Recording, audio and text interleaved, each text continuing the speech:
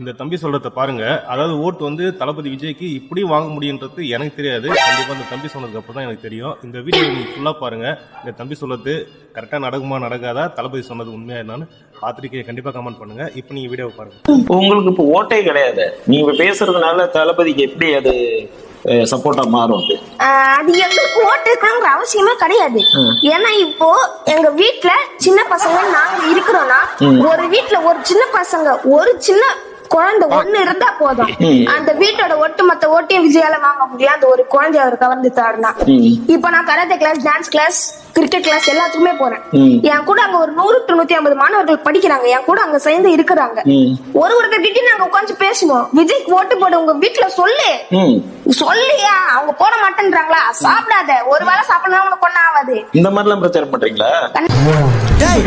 என்னடா இப்படி ஆவற மாட்டீங்க? பண்ணல எங்க தளபதிக்கு நாங்க பண்ணாம வேற யார் பண்ணுவா? எல்லாரும் கான்பிடென்ட்டா இருங்க. வெற்றி நமதே, வெற்றி நிச்சயம். எல்லாம் ஒன்னால வலிக்கலையே.